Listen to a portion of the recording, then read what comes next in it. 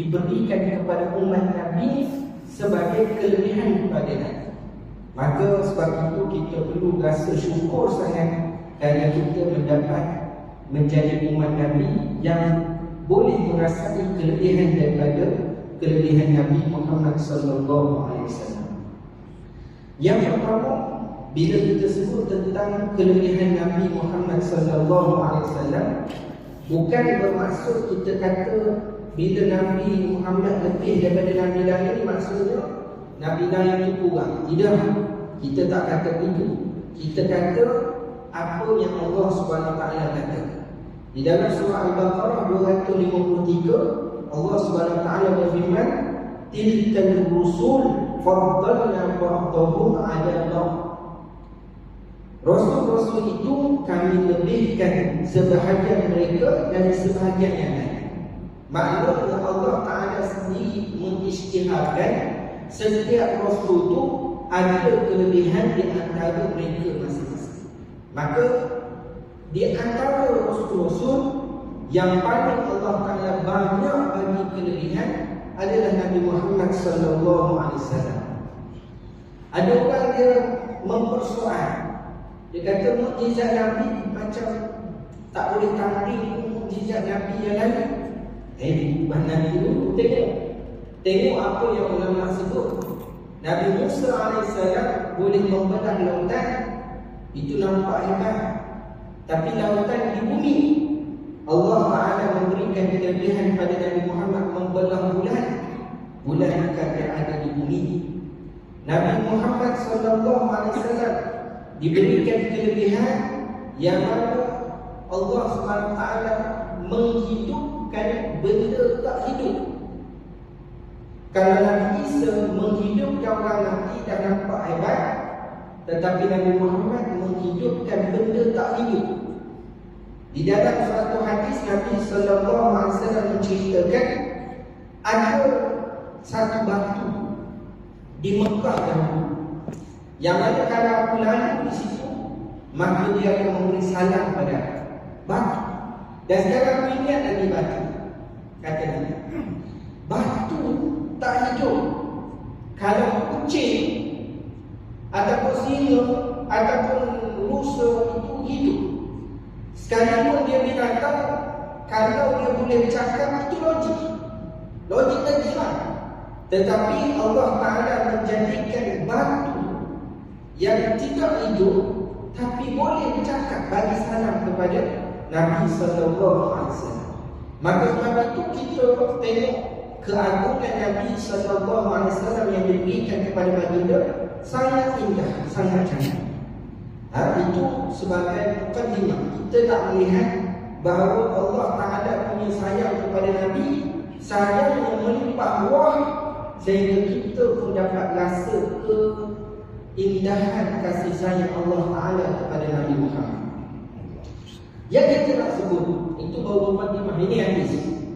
Al-Abi Hurairah qala Rasulullah sallallahu alaihi wasallam, ana sayyid walad Adam yawm al-qiyamah wa awwal man yanshaqqu anhu qabr wa awwal syafi' wa awwal mushaffa' akhrajahu Muslim. Daripada Abi Hurairah berkata, Rasulullah sallallahu alaihi wasallam bersabda, aku penghulu bagi Bani Adam, penghulu bagi manusia pada hari kiamat. Orang yang pertama bangkit daripada kubur, orang yang pertama memberi syafaat, dan orang yang pertama dibenarkan memberi syafaat. Setiap Rasul ada syafaat. Dia boleh bagi syafaat di akhirat nanti. Setiap Rasul dia boleh bagi syafaat kepada siapa yang dia nak. Tetapi Nabi Muhammad SAW lah orang yang pertama diizinkan untuk memberi syafaat. Itu kita akan baca kisah yang akan datang. Cuma yang ini kita nak bagi penerangan bahawa Nabi SAW lah yang pertama dibangkitkan. Kita tahu bila ditiup sangkakala, habis semua, buka bumi ni hancur, langit alam semua ni hancur. Sehinggalah Allah Ta'ala mentakdirkan ditiup sangkakala kali kedua, barulah manusia bangkit tadi. Maka orang yang pertama bangkit menurut Nabi SAW adalah Nabi. Sehingga ada dalam satu riwayat, orang yang pertama bangkit adalah Nabi. Setelah Nabi bangkit, Nabi nampak Nabi Musa AS baru bangkit, baru bangun. Dan dia bangun tu dia menahan ataupun menguatkan. Ketika nak bangun tu dia pegang tiang Arash. Itu Nabi Musa. Barulah Nabi bangun dah. Nabi nampak baru Nabi Musa bangun. Itu kelebihan Nabi Muhammad SAW. Dan bangun semua ni tidak ada pakaian. Bila bangun pada masyarakat, semua tak ada pakaian. Tak kira siapa, semua tak ada pakaian. Cuma bezanya Nabi Muhammad dan para rasul yang lain dapat pakaian. Dan disebut dalam riwayat yang lain, orang yang pertama mendapat pakaian, turun nampak pakaian itu dibawa kepadanya adalah Nabi Ibrahim AS. Jadi ulama khilaf, Nabi Ibrahim ataupun Nabi Muhammad. Adakah Nabi Muhammad orang yang pertama ataupun Nabi Ibrahim? Sebab dia dah disebut Nabi Ibrahim dapat pakaian, tapi tak mustahil Nabi Muhammad dapat dulu baru Nabi Ibrahim. Cuma ulama bincang, bila disebut Nabi Ibrahim dapat pakaian itu pasal apa? Kerana menghargai pengorbanan Nabi Ibrahim AS ketika berdakwah kepada Namrud. Dia tak puas hati ni dia pasal dia tak boleh lawan hujah Nabi Ibrahim. Maka dia pun melontarkan Nabi Ibrahim di lautan api. Lautan api ni bukan dekat air, maknanya api dibakar punya besar. Orang tak boleh nak hantar Nabi Ibrahim, maka dilontar. Daripada jauh lontar menyebabkan Nabi Ibrahim jatuh di tengah-tengah api. Maka ketika itu Allah SWT kata, ya nar, wahai Nabi, kun bardan wa salaman ala Ibrahim. Jadilah kamu sejuk, selesa, selamat, sejahtera kepada Nabi Ibrahim AS. Maka masuk Nabi Ibrahim dalam api, sedikit tak rasa. Tak rasa, Nabi Ibrahim tak rasa. Tapi disebut dalam riwayat, pakaian Nabi terbakar. Pakaian Nabi Ibrahim terbakar. Tapi satu helai pun bulu, rambut, lisan tidak terbakar. Apatah lagi kulit. Itu kelebihan. Dia punya pengorbanan Nabi keluar daripada api dalam keadaan tidak ada pakaian. Habis pakaian terbakar. Tapi kulit Nabi, bulu, janggut, rambut, semua tidak terkena, tak terbakar. Itu kelebihan yang mana Allah Ta'ala bagi kepada Nabi Ibrahim pakaian. Kerana dia punya dakwah sampai terlucut habis pakaian kerana terbakar, maka Allah Ta'ala bagi kelebihan orang pertama dapat pakaian Nabi Ibrahim. Itu satu pandangan ulama. Ini maknanya apa? Maknanya Allah Ta'ala bagi kelebihan pada setiap orang. Tapi kelebihan kepada Nabi Muhammad sebut, aku orang yang pertama bangkit, dan aku orang yang terawal boleh bagi syafaat. Macam mana dikatakan Nabi orang yang terawal boleh bagi syafaat? Sebab bila dibangkitkan di padang mahsyar, semua orang duduk di padang mahsyar, tunggu, ternanti-nanti, tak tahu apa yang boleh buat, tak ada apa yang boleh buat, tunggu je. Tak ada tentang cakap, tak ada itu. Hanya tunggu dalam keadaan rasa takut. Matahari ada 10 matahari. Kepanasannya seperti matahari itu berada sejengkal daripada kepala. Asal pada masyarakat, kalau kita dengar ustaz-ustaz cerita, maknanya panas, ada yang tersiksa, lepas itu baru bagi hisap dan mizan. Nampak simpul. Sebenarnya kita tunggu di padang mahsyar, dia punya lama bertahun-tahun. Tunggu di padang mahsyar dengan tak ada apa, tunggu. Di dalam hadis Disebutkan apabila berlaku kiamat, maka Allah SWT menghidupkan balik manusia di padang mahsyar. Ulama bincang apa di padang mahsyar. Ada pandangan yang mengatakan bahawa padang mahsyar ini adalah dimunculkan balik bumi yang diratakan dan seluruh makhluk daripada kalangan jin dan manusia dibangkitkan, semua duduk di padang mahsyar. Bangkit disebut dalam riwayat, bangkit itu kita pilih tak boleh bergerak. Pasal apa? Kerana hanya boleh pijak dua tapak kaki kita, tak boleh duduk, tak boleh bergerak. Penuh orang. Maka ketika itu sangat seksa, sangat mengerikan. Orang yang berada di padang mahsyar, kedahsyatannya, kesusahannya, kengeriannya bergantung dengan amal. Kalau amal dia baik dan dia termasuk calon-calon syurga, insya-Allah di padang mahsyar tenang. Tak risau sangat. Sebab apa? Nabi khabarkan ada 7 kelompok yang dinaungi oleh Allah Ta'ala. Disebut oleh ulama, ketika mana di padang mahsyar itu ada bayang. Bayangan itu adalah bayangan arasy. Maka bayangan arasy itu tempat yang selesa untuk 7 golongan. 7 golongan yang disebut oleh Nabi SAW, orang yang ada seorang pemimpin yang adil, seorang pemuda yang menyibukkan dirinya dengan ibadah, seorang lelaki yang terikat hatinya dengan masjid.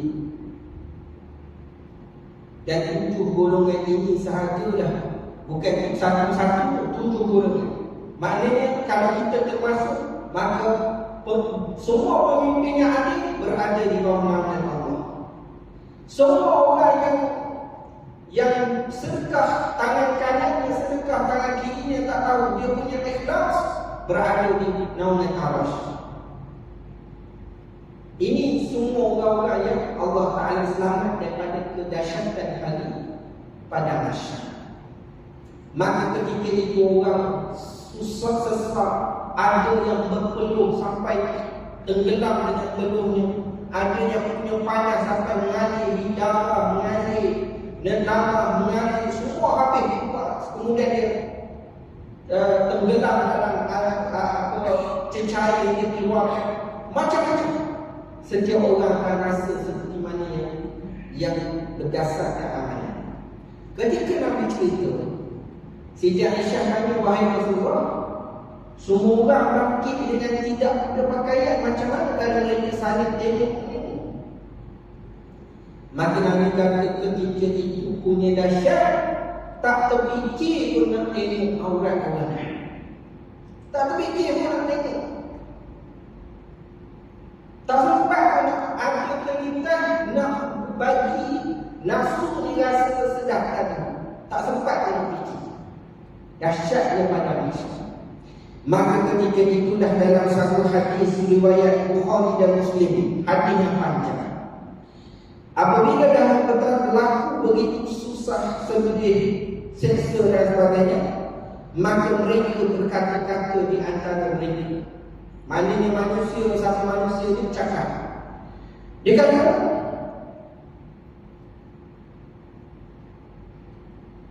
apakah kamu lihat siapa yang dapat memberi syafaat kepada kamu, untuk kamu kepada Tuhan kamu? Dia duk cakap, mereka kata, tahu tak siapa yang boleh bagi syafaat? Kita ni seksa sangat kan? Maka berkata setengah yang lain, jom kita jumpa Nabi Adam. Maka mereka berjumpa, cari Nabi Adam di padang mahsyar. Maka bila jumpa Nabi Adam, maka dia kata, wahai Adam, kamu bapa bagi segala manusia. Allah menciptakan kamu dengan kekuasaannya sendiri, lalu ditiupkan roh pada kamu, dan dimintakan malaikat bersujud kepada kami. Syafaatkanlah kami kepada Tuhan. Dia puji. Maknanya kelebihan Nabi Adam itu dia sebut satu-satu. Nak ceritanya Nabi Adam ni istimewa. Dia punya istimewa disebut Allah Ta'ala cipta, Allah suruh malaikat sujud. Dicerita satu-satu. Nak ceritanya istimewa Nabi Adam. Wahai Nabi Adam, mintalah syafaat pada Allah. Tidakkah kamu lihat apa yang kami hadapi? Takkan kamu tak tengok ni kami ini susah pada masyarakat? Tidakkah kau lihat apa yang telah menimpa kami? Lalu Nabi Adam menjawab, sesungguhnya Tuhanku sedang murka pada hari ini. Kemurkaan yang tidak pernah berlaku sebelum dan tidak akan pernah berlaku selepasnya. Dia pernah, Allah Ta'ala pernah melarang aku daripada satu pohon, lalu aku melanggarnya. Nafsi. Aku berfikir pasal dia ni, aku berfikir pasal dia ni sama tidak. Nabi Adam kata, Allah punya murka hari ini aku tak pernah tengok. Dan kemurkaan Allah ini tak pernah berlaku sebelum ini dan tak akan berlaku selepas ini. Nabi Adam punya raja. Kalau kita Nabi Adam orang yang pertama, diajarkan oleh Allah Ta'ala dengan beberapa pelajaran sehingga dipuji oleh malaikat. Yang mana malaikat tak tahu satu benda diberitahu kepada Nabi Adam. Maknanya Nabi Adam ada keistimewaan sendiri, tapi dia kata, dia tahu nafsi, aku pun fikir pasal dia ni. Maka kata Nabi Adam, carilah selain itu, pergilah kepada Nabi Nuh. Maka mereka pun pergi cari, jumpa Nabi Nuh. Maka mereka kata, wahai Nabi Nuh, kamu Rasul yang terawal di muka bumi, dan Allah memberi nama kepada hamba yang bersyukur. Syafaatkanlah kami kepada Tuhan. Tidakkah kamu lihat apa yang kami hadapi? Tidakkah kamu lihat apa yang telah menimpa kepada kami? Maka Nabi Nuh kata, Allah Ta'ala sedang murka pada hari ini, kemurkaan yang tidak pernah berlaku sebelumnya dan tidak pernah berlaku selepasnya. Sesungguhnya aku pernah ada satu doa, tetapi aku menggunakan doa itu untuk mendoakan kehancuran kepada kaumku. Nafsi, aku risau dengan dirinya. Nabi Nuh ada satu doa yang makbul, tapi Nabi Nuh dia dakwah lebih 1000 tahun. 1000 tahun dakwah, beberapa orang sahaja yang masuk Islam, yang lain semua kufur. Maka dia guna doa tersebut dibalur dengan hujan dan mati habis dirasa semua. Maka dia risau dengan diri dia sekarang. Nabi Nuh kata, pergilah kamu kepada Nabi Ibrahim. Lalu mereka cari Nabi Ibrahim. Mereka kata, wahai Nabi Allah Khalil. Khalil ini maknanya kekasih yang sangat dekat dengan Allah. Dia kata Habib itu kekasih, Khalil itu kamalul mahabbah, kesempurnaan cinta, maknanya lebih tinggi daripada Habib. Maka Khalil, Nabi Ibrahim ni Khalil. Maka mereka kata, wahai Nabi Allah Khalil Allah, daripada ahli bumi, syafaatkanlah kami kepada Tuhan. Tidakkah kamu lihat apa yang kami hadapi? Tidakkah kamu lihat apa yang telah menimpa kami? Maka berkata Nabi Ibrahim, sesungguhnya Tuhanku sedang murka bagi mereka, dan sedang murka pada hari ini, kemurkaan yang tidak pernah berlaku sebelumnya dan tidak akan pernah berlaku selepasnya. Lalu baginda menyebut berkenaan dengan kejadian pendustaan. Lalu dia kata, diriku, carilah selain daripada diriku. Pergilah kepada Nabi Musa. Mereka pergi pada Nabi Musa. Bila pergi pada Nabi Musa, ucapan yang sama. Wahai Nabi Musa, engkau Rasulullah, telah melebihkan engkau dengan risalahmu, dengan kalammu akan manusia, syafaatkanlah kepada Tuhan. Maka Nabi Musa berkata benda yang sama. Sampai Nabi Musa kata, sesungguhnya aku telah membunuh seseorang yang tidak disuruh untuk aku bunuhnya. Nafsi, nafsi, aku risau dengan diri aku risau dengan diri aku. Pergilah kepada Nabi Isa. Nabi Musa, dia pernah tengok orang gaduh. Orang gaduh. Kaum dia Bani Israel gaduh dengan kaum Kipti, kaum Fir'aun. Maka dia punya naskah sekali tak boleh sekat. Kipti itu keras sangat, maka dia pun tumbuk. Tengah gaduh, tengah sekat orang gaduh, maka tumbuk mati terus. Kuatnya Nabi Musa. Matilah, maka dia pun risau dengan diri dia. Bila jumpa Nabi Isa, kata mereka, wahai Nabi Isa, engkau Rasulullah, engkau telah berkata-kata ketika engkau dibuat yang masih kecil, dan kalimahnya telah yang diberikan kepada Maryam dan roh daripada, maka syafaatkan kami kepada Tuhan. Benda yang sama. Maka Nabi Isa kata, aku tahu Tuhan sudah murka yang tak pernah berlaku sebelum dan selepas. Maka baginda menyebut dosa dia, dan baginda kata, nafsi, nafsi. Dan sekali Nabi Isa kata, pergilah cari Nabi Muhammad. Maka jumpa Nabi Muhammad. Wahai Nabi Muhammad, engkau Rasulullah, penutup segala Nabi, telah Allah ampuni dosa yang lepas dan yang kemudian. Syafaatkanlah kami kepada Tuhan. Lalu mereka pun sebut perkara yang sama seperti tadi. Lalu baginda bangun, pergi di bawah arasy. Nabi pergi di bawah arasy. Tadi kita sebut arasy ada di atas. Naungan arasy itu tempat dilindungi oleh 7 orang. Maka Nabi bangun, pergi ke bawah arasy dan sujud. Kemudian Allah Ta'ala mengurniakan berupa sambungan pujian dan keelokan pujian yang tidak diberikan kepada seseorang sebelum. Kemudian diseru, wahai Muhammad, angkatlah kepadamu. Allah Ta'ala kata kepada Nabi Muhammad, wahai Muhammad, angkatlah kepadamu. Mintalah, pasti akan dikurniakan. Syafaatkanlah, pasti akan diterima syafaatmu. Maka aku angkat kepalaku seraya bersabda, wahai Tuhan, umatku, umatku. Nabi Muhammad benda yang dia fikir sekali, ummati, ummati. Wahai Allah, umatku, umatku. Maka diseru, wahai Muhammad, masukkanlah daripada umatku yang tidak dihisab di atas, dihisab atasnya, daripada pintu aiman, pintu yang paling kanan daripada segala pintu syurga. Dan mereka berkongsi bagi manusia pada selain daripada pintu tersebut. Dan demi diri Muhammad dalam kekuasaannya, sesungguhnya jarak antara 2 pintu dalam syurga itu antara Mekah dan Hajar, atau seperti Mekah dan Muslim. Jadi Nabi Muhammad ketika mula-mula dia sujud, Allah Ta'ala suruh dia angkat kepala. Bila angkat kepala, Allah Ta'ala tanya, apa yang kamu nak? Aku akan makbul. Ada kamu nak bagi syafaat? Aku nak bagi. Maka Nabi Muhammad minta syafaat yang pertama kepada umatnya. Ini Nabi Muhammad. Dia tak, kalau kita perasan daripada Nabi Adam, Nabi Ibrahim, Nabi Musa, Nabi Isa, semua fikir nafsi-nafsi. Aku risau dengan aku. Tapi kasihnya Nabi Muhammad, Allah Ta'ala bagi dalam hati Nabi Muhammad itu yang cantik.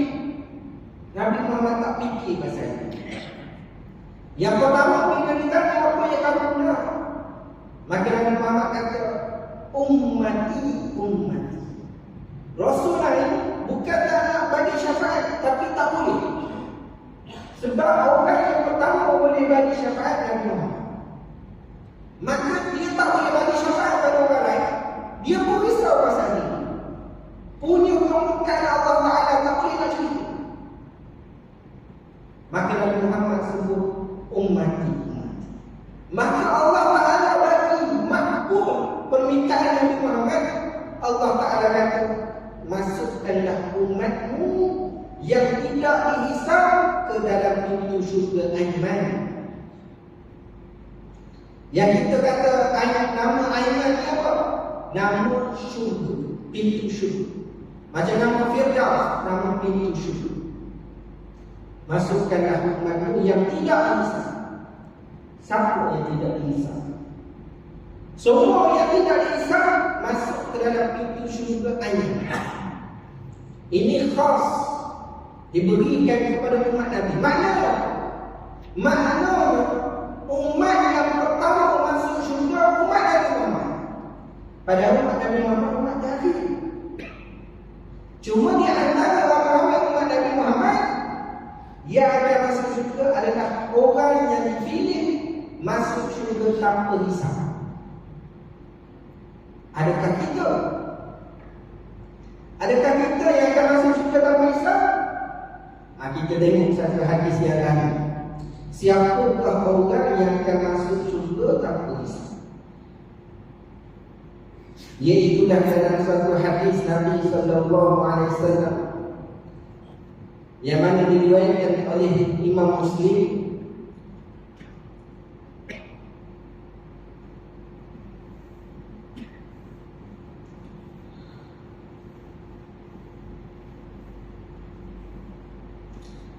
Bila berlaku dah semua telah bila Nabi Muhammad telah diberikan syafaat, maka semua berlaku proses hisab dan mizan. Berlaku start. Kalau ikutkan pada dibangkit pada masyarakat, mula-mula bangkit mereka terbingung-bingung tak tahu buat apa. Bila dah bangkit, tunggu lama, baru rasa seksa, baru mereka cari Nabi Adam, Nabi Ibrahim dan sebagainya. Kemudian bila Nabi bagi syafaat, Nabi diberitahu umat-umat yang tidak hisab boleh masuk pintu syurga ini. Maka disebut dalam hadis, inilah umat kamu. Bersamanya 70,000 yang akan masuk syurga tanpa hisab, tanpa azab. 70,000. Banyak ke sikit? 70,000. Kita ni banding dengan Nabi 1,400 tahun. Kalau kita fikirlah kita dengan sahabat yang mana lagi lain? Sahabat dalam 20,000. Ketika Nabi cerita tentang orang yang akan masuk syurga tanpa hisab, ada seorang sahabat nama Uqasyah. Angkat tangan, wahai Rasulullah, boleh tak aku masuk dalam 70,000 orang? Maka Nabi kata, engkau termasuk daripada 70 orang. Bila sebut engkau termasuk, habis sahabat lain kata, wahai Rasulullah, aku nak. Nabi kata, tak, Uqasyah telah mendahulukan. Nabi nak ajar benda baik jangan kita lewat-lewat. Fastabiqul khairat, berlumba-lumba dengan kebaikan. Bayangkan Uqasyah telah terjamin orang yang masuk syurga tanpa hisab. Kita tak tahu. Uqasyah tak mahu. Wahai Rasulullah, doa aku masuk. Rasulullah kata, kamu tak masuk. Maka daripada 70,000 sekarang dah jadi 69,999 orang. Dah kurang. Kita tolak lagi 10 sahabat yang telah dijanjikan masuk syurga. Tolak lagi sahabat itu ini, berapa lagi jumlah? Tu kita risau. Kita risau. Tapi Nabi tak ajar itu. Nabi ajar supaya kita sentiasa berharap. Supaya kita sentiasa berharap agar kita sentiasa mendapat rahmat Allah. Sebab itu kita dituntut 2 perkara. Takut untuk mencegah kita buat maksiat, tetapi berharap untuk kita sentiasa bergantung dan terpaut pada Allah. Dan di antara dosa-dosa besar adalah orang yang putus asa dengan Allah. Sebab itu ada ulama besar datang minggu 2 minggu lepas. Ada guru yang LTT datang tanya, wahai Syekh, kami ni LTT, adakah kami ni confirm masuk syurga? Kalau kita nak ikut dengan jawapan fiqh, memang kita kata masuk neraka. Dia tanya, adakah kami confirm masuk neraka? Kita kata kalau kita, tapi cara dia ulama jawab, tak ada banyak putus asa. Ulama kata, kena kita ni ada satu hubungan. Diceritakan ada ketua perompak. Dia dah rompak-rompak. Lepas rompak semua, jom kita makan. Rompak dia kata, tak, aku puasa. Kan? Rompak puasa. Kenapa rompak tak puasa? Dia puasa kerana aku jahat. Tapi biarlah ada satu amalan yang menghubungkan aku. Dan kemudian yang berikutnya, bila Muslim Haji pergi tengok, ketua perompak tengah solat depan Kaabah. Yang dirompak dia kata, kamu tak perompak? Dia kata, aku dah tahu. Betul. Bila dia jahat dan itu, tapi ada benda yang menghubungkan dia dengan Allah. Kuasa dia. Kalau kita mungkin zikir, kalau kita mungkin sedekah, kalau kita mungkin berbuat baik pada ibu bapa, ada benda yang menghubungkan kita dengan Allah, insya-Allah akan dapat hidayah sampai masa. Itu kena ada pengharapan.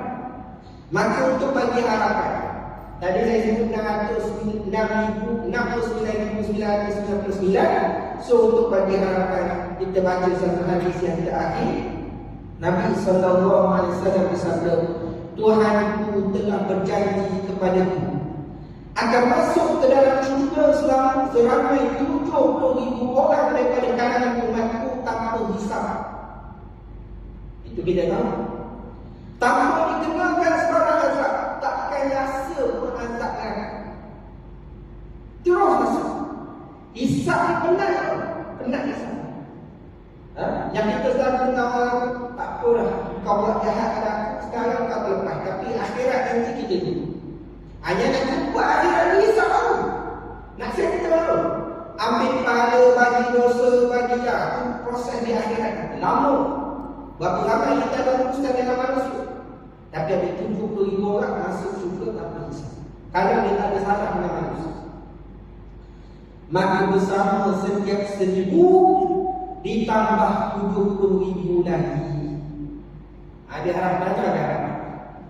Daripada 70,000 tu, setiap 1,000 daripada dia bertambah 70,000 lagi. Buatlah kira-kira matematik ni, saya tak sempat lagi. Dan 3 hasayat daripada Tuhan. Apa itu hasayat? Hasayat bermaksud pemberian dengan kedua telapak tangan tanpa menggunakan sebarang timbangan dan mengira jumlah. ada harapan lagi. Maknanya daripada 70,000 yang Nabi sebut awal-awal, setiap 1,000 daripada mereka akan bertambah 70,000 lagi. So 70,000 dalam 1,000. Kemudian lepas daripada jumlah itu akan bertambah lagi 3 hasayat. 3 hasayat ni maknanya bermaksud timbangan yang bukan ukuran. Ambil kau dulu orang yang berikan, dia tak timbang. Nak berapa? Nak 3 cukup, 3 kau. Tak kira berapa banyak dapat kau tu, banyak tu dah dapat. Maka dapat difahami daripada kenyataan ini bahawa umat Nabi yang bakal masuk syurga tanpa hisab adalah tidak terhad. Ini kelebihan pada Tuhan. Jumlah itu bergantung kepada kemurahan Allah untuk mengunyahkan kepada sesiapa sahaja yang dia kehendaki. Kita harap ada harapan. Tapi kita nak ada harap biar ada logik. Dia ada logik. Apa benda yang kita telah usahakan di dunia, yang kita boleh harap Allah bagi rahmat Allah tu memasukkan kita dalam golongan yang masuk syurga tanpa hisab. Kena fikir. Kalau kita solat biasa, sedekah biasa, maka apa yang amalan yang kita berharap? Puasa tu ataupun doa kita, itu biasa. Tapi doa kita memang kita doa tu. Ataupun kita menangis tu, kita tanya dia. Lebih menarik lagi dalam hadis yang lain. Dalam sebab 3 minit lagi. 3 minit lagi. Okey, sikit lagi. Sesungguhnya 70,000 atau 700,000 daripada umatku akan masuk syurga. Mereka saling berpegangan satu sama lain. Tidaklah yang terdepan masuk syurga sehingga yang belakang turut masuk sekali. Wajah mereka seperti bulan purnama. Ini yang terakhir. Maknanya 70,000 ataupun 700,000 umat Nabi masuk syurga. Dan mereka masuk syurga tu mereka pegang tangan orang lain sekali masuk syurga. Kita tak tahu lah dia pegang tangan tu, dia kenal tak orang yang pegang. Dia sempat perkenalan ke masa di Padang Mahsyar, sempat lepak di kedai kopi. Apa sebab yang dia nak pegang? Sebab yang boleh masuk syurga tanpa hisab tu keistimewaan umat Nabi Muhammad. Yang umat Nabi lain, syafaat Nabi lain. Ini kita cerita umat Nabi Muhammad. Maka 70,000 atau 700,000 dia masuk syurga sambil pegang tangan. Yang depan tak akan masuk syurga lagi, sehingga mereka masuk sekali dalam hadis riwayat Bukhari. Jadi tuan-tuan, berbaiklah dengan orang soleh, berbaiklah dengan ulama-ulama, berbaiklah dengan orang yang kuat ibadah. Jadi kita tak tahu kalau Allah Ta'ala rezekikan, dia tu menghidup kita. Pegang tangan kita sebab dia kenal kita. Dia dah masuk syurga tak? Dia tanya. Dia tanya kita. Kita pun kebetulan jumpa kawan kita, kita tanya kawan kita. Nampak anak kita, kita tanya. Isteri, kalau empat susah, kita nak tanya. Tanya dia dua je. Tak boleh pegang dia orang kadang-kadang masuklah dalam syurga. Maka dalam doa jangan lupa, ya Allah, jadikanlah aku umat yang masuk syurga tanpa hisab. Kita kata, ya Allah, kalau aku tak boleh jadi 70,000 yang pertama, jadikanlah aku 70,000 yang kedua. Kalau aku tak termasuk dalam jumlah yang engkau kehendaki, maka masukkanlah aku di kalangan orang yang ditarik tangannya untuk masuk syurga tanpa hisab. Doa. Dan doa ini Allah Ta'ala akan makbul. Dan makbulnya kita tak tahu sekarang, tahu di akhirat nanti. Kalau tak makbul sekarang pun, tak makbul akhirat pun, paling tidak kita selalu doa itu adalah pahala, adalah ibadah. Pengharapan kita pada Allah, itulah yang memberi rahmat kepada kita. Kerana ibadah itu juga, doa itu juga adalah ibadah. Itulah yang kita nak bagi pesan pada hari ini. Dan insya-Allah kalau ada rezeki kita temu lagi pada masa akan datang. Insya-Allah, wabillahi taufiq wal hidayah. Assalamualaikum warahmatullahi wabarakatuh.